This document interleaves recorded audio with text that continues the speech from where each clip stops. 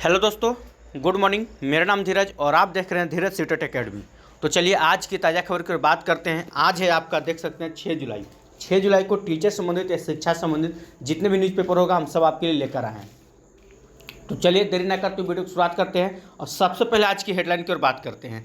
आज का हेडलाइन में क्या है, तो यहाँ पे देखिए, यहाँ पे बहुत इंपॉर्टेंट खबर कहा जा रहा है कि लाइब्रेरियन बीपीएससी से बहाल होंगे। ठीक है, लाइब्रेरियन जो अभी जो स्टूडेंट है जो लाइब्रेरियन किए हुए हैं, अगर उनकी प्रोसेस को देखा जाए तो वो जब शिक्षक बनेंगे तो लाइब्रेरियन का जब शिक्षक बनेंगे वो बीपीएससी से बहाल किए जाएंगे। इसके साथ साथ सबसे इम्पोर्टेंट पॉइंट क्या है कि बिहार में, ठीक है, बिहार निवासी होना जरूरी है। मतलब कि एक लाइन में अगर हम बोलना चाहें तो लाइब्रेरियन की बहाली में डोमिसाइल नीति लागू है।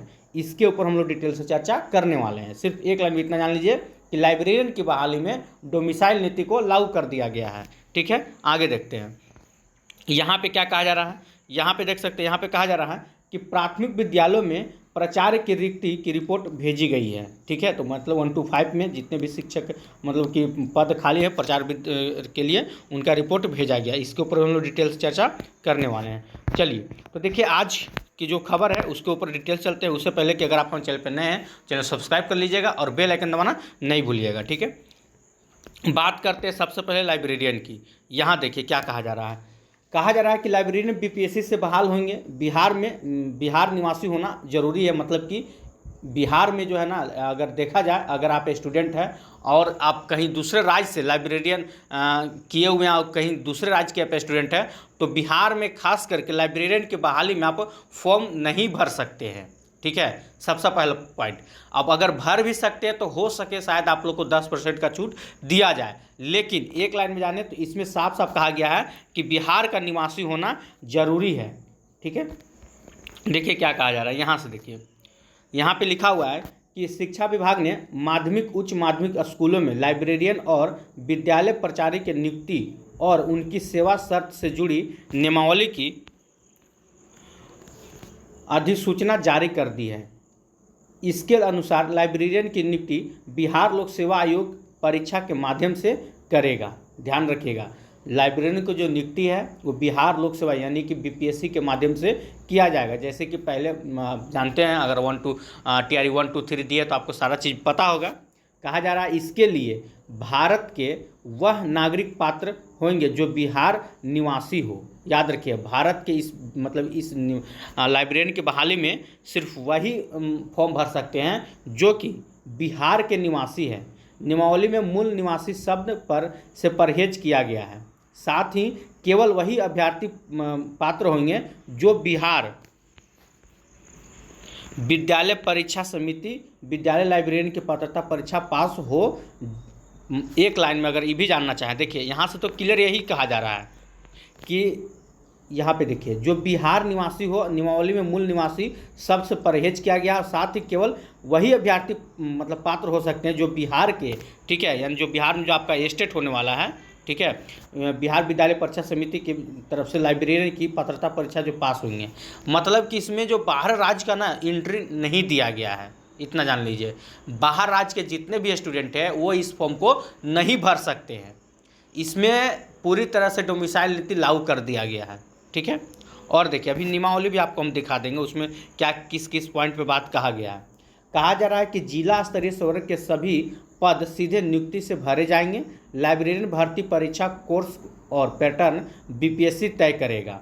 अभी आपको पता है सिलेबस आप लोग के पास नहीं आया हुआ है। जब तक आपका नोटिफिकेशन नहीं आ जाता है उसके अनुसार ही आपका फिर सिलेबस जारी कर दिया जाएगा। कहा जा रहा है कि 5 बार परीक्षा दे सकेंगे। याद रखिएगा, जैसे कि बीपीएससी TRE 1 2 3 अभी आप लोग अगर दिए होंगे तो आपको पता होगा कि 4 5 यानी कि उसमें भी आपका 5 मौका कर दिया गया है। और इसमें भी बात करें लाइब्रेरियन में भी, तो टोटल आपको 5 मौका दिया गया है कि आप 5 बार फॉर्म को भर सकते हैं। ठीक है, और क्या कहा जा रहा है कि तबादला जो होगा आपका जिले में होगा। लाइब्रेरियन की मौत पर, देखिए यहाँ मरने तक की बात कर दिया गया है। ठीक है, ये भी गजब है।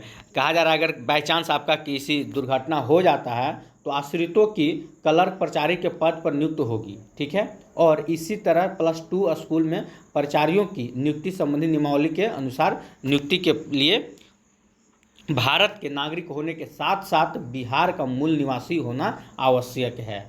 मतलब कि एकदम पूरी तरह से देखा जाए तो इस बहाली में डोमिसाइल नीति 100% लागू कर दिया गया है। ठीक है, कहा जा रहा है कि नियुक्ति बिहार कर्मचारी चयन आयोग यानी कि बीपीएससी करेगा, अनुकंपा नियुक्ति मान्य होगी। ठीक है, चलिए देखिए यहाँ पे पहले अगर आपको हम नियमावली दिखा दें तो यहाँ पे देखिए कुछ मेन पॉइंट जो है वो आपको समझना जरूरी होगा। देखिए कहा जा रहा है कि भारत का नागरिक हो और बिहार का निवासी हो, यहीं से आपको पता चल जाता है। ये आपका मेन नियमावली है, इसमें जो पॉइंट लिखा गया वो मान्य होगा। पेपर में अगर आप मानते हैं या नहीं मानते, लेकिन ये आपका नियमावली जारी कर दिया गया था। ठीक है, और क्या कहा जा रहा है कि किसी भी मान्यता प्राप्त विश्वविद्यालय से न्यूनतम 45% अंकों के साथ स्नातक की डिग्री आपका होना चाहिए। ठीक है, अब देखिए इसमें भी बहुत तरह का बात हो जाता है। जनरल वालों को 5% का जो ओबीसी होते हैं, पिछड़ा अत्यंत पिछड़ा जाति के होते हैं, उनको 5% का छूट भी दिया जाता है। ठीक है, तो स्नातक में आपको 45% होना जरूरी हो। यहाँ पे आप देख सकते हैं एक लाइन लिखा हुआ भी है। कहा जा रहा है कि यहाँ से कि अनुसूचित जाति, अनुसूचित जनजाति, अत्यंत पिछड़ा वर्ग और पिछड़ा वर्ग, दिव्यांग के लिए, कमजोर वर्ग के न्यूनतम के लिए अंक में 5% का छूट दी जाएगी। ठीक है, मतलब यहाँ जो 45% कहा जा रहा है इसमें आपका 5% का छूट दिया जाएगा इस सब जाति के लिए। अब बाकी जो जनरल वाले आते हैं उन लोग कम से कम उन लोग को भी 45% चाहिए मार्क्स। ठीक है, चलिए और दिखा दें आपको। यहाँ पे देखिए क्या कहा गया है, मान्यता प्राप्त किसी विश्वविद्यालय द्वारा दी गई पुस्तकालय विज्ञान में स्नातक की डिग्री होनी चाहिए। मतलब कि यहाँ पे आपका विल्स होना चाहिए। ठीक है, तभी आप इस फॉर्म को भर सकते हैं। मालूम चला कि आप बीए किए हुए हैं, ठीक है, अब आप तो फिर आप इस फॉर्म को नहीं भर सकते, उसके साथ साथ आपका ये होना चाहिए। और क्या कहा जा रहा है, बिहार विद्यालय परीक्षा समिति द्वारा विद्यालय पुस्तकालय अध्यक्ष के लिए आयोजित पात्रता परीक्षा में उत्तीर्ण होना चाहिए। ये भी बहुत जरूरी है, याद रखिएगा। उत्तीर्ण मतलब यहाँ पे पात्रता परीक्षा करने का मतलब यहाँ पे एस्टेट। ठीक है, एस्टेट समझ लीजिए और या एलईटी समझ लीजिए, बात बराबर है। एल्स हो जाता है लाइब्रेरियन एलिजिबिलिटी टेस्ट। ठीक है, तो ये आपका यहाँ पे करवाया जाएगा। इसमें आपको पता है जो आपका स्टेट, जैसे आप पहले पिछले बार अगर दिए होंगे तो मालूम होगा, स्टेट का जो रूल्स है 150 नंबर का होता है। तो इसमें 150 में आपका 100 नंबर जो पूछा जाएगा, अगर हम बात करें 100 नंबर का, तो 100 नंबर आपका लाइब्रेरियन से होगा, पूरा का पूरा 100 नंबर लाइब्रेरियन से पूछा जाएगा। और जो 50 नंबर जो होगा इसमें क्या पूछा जाएगा, देखिए इसका लाइब्रेरियन का एक अलग ही सिलेबस है। ठीक है, सीडीपी पूछेगा, मानते हैं।